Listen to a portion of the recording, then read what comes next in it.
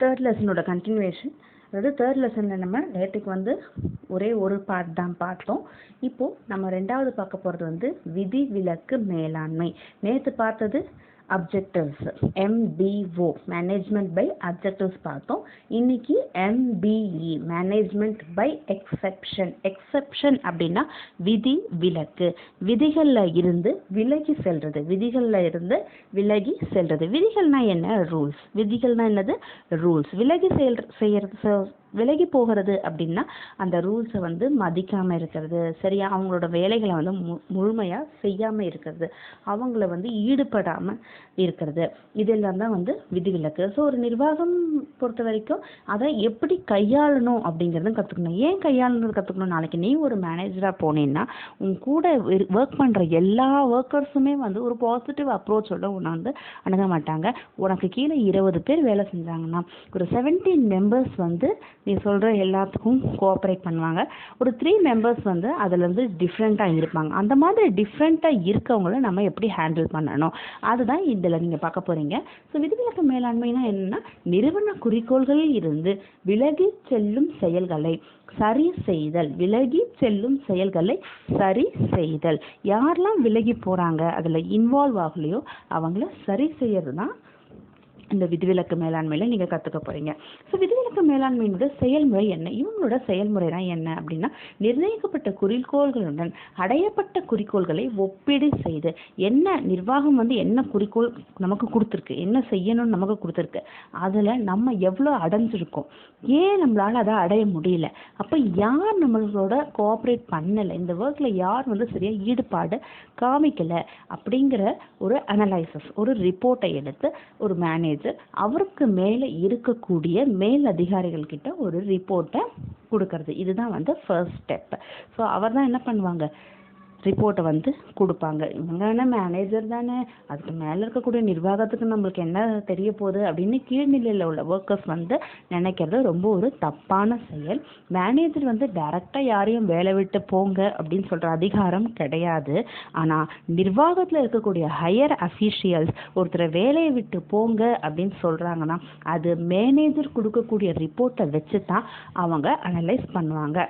இப்போது நம்ம இதில் உள்ள நன்மைகள் என்னென்னு பார்ப்போம். விதிவிலக்கு மேலாண்மையில் இருக்கக்கூடிய நன்மைகள் பார்த்தா ஃபர்ஸ்ட் வந்து நேரம், டைமிங்ஸ் வந்து இதில் ரொம்பவே வந்து சேமிக்கப்படுது. அடுத்தது வந்து நிர்வாகத்தினுடைய திறமை மற்றும் ஆற்றல்கள் வந்து சிறப்பாக பயன்படுத்துறதுக்கு உதவியாக இருக்குது. விதிவிலக்கு மேலாண்மை நிர்வாகம் வந்து இருக்கிறதுக்கான இடம், சில இடங்களில் வந்து ஃபுட்டு, அப்புறம் நிறைய அலவன்சஸ், பெட்ரோல் சார்ஜ், அப்படி நிறைய வந்து ஒர்க்கர்ஸ்க்காக இது பண்ணுறாங்க. அப்படி இருந்தும் 20 பேருக்கு அவங்க வந்து ஒரு மாதத்துக்கு ஒரு 1 லட்ச ரூபாய் செலவு பண்ணுறாங்க. அவங்களோட டீ செலவு, அவங்களோட யூனிஃபார்ம், அப்படி இப்படின்னு செலவு பண்ணும்பொழுது அந்த 20 பேரில் 3 பேருக்கு அந்த செலவுக்கான ஒரு அர்த்தமே இல்லாமல் அவங்க எந்த ஒர்க்கும் செய்யறது கிடையாது. ஸோ அந்த நிர்வாகத்தினுடைய திறமை, அதனுடைய ஆற்றல் வந்து இந்த 3 பேருக்கு அவங்க பண்ணக்கூடிய அந்த செலவுகள் வந்து வேஸ்ட் ஆகுது. அதை ஒரு மேனேஜர் வந்து இந்த 3 பேரால் வேலை சரியாக செய்ய முடியல அப்படின்னு சொல்லலாம். அப்போ நிர்வாகத்தினுடைய அந்த ஆற்றல், அந்த திறமை வந்து கொஞ்சம் அந்த 3 பேரை வேலையை விட்டு எடுத்தா அவங்களோட சேலரி வந்து என்ன ஆகும், மிச்சமாகும். அதை வச்சு மற்றவங்க ஒழுங்காக செய்கிறவங்களுக்கு வந்து இன்னும் கொஞ்சம் வந்து எக்ஸஸாக ஏதாவது பண்ணலாம். ஸோ இது வந்து ஒரு நன்மையாக இருக்குது. அடுத்தது அதிகார பரவலாக்கம் எளிமைப்படுத்தப்படுதல். அதிகார பரவலாக்கம் அப்படின்னா நிர்வாகம் வந்து டைரக்டாக அவங்களோட ஆதிக்கத்தை ஒர்க்கர்ஸ் மேலே செலுத்தாமல் மேனேஜர் மூலமாக போகிறதுனால அந்த அதிகார பரவலாக்கம் வந்து ரொம்ப ஈஸியாக வந்து இதில் இருக்குது. அதுவும் ஒரு வகையான நன்மை. அடுத்தது வணிக தகவல்களை சிறப்பாக பயன்படுத்தப்படுதல். வணிக தகவல், அதாவது பிஸ்னஸ் ரிலேட்டடாக என்ன மாதிரியான தகவல்கள்லாம் இருக்கோ அதெல்லாம் கரெக்டாக இதில் வந்து பயன்படுத்த முடியும்.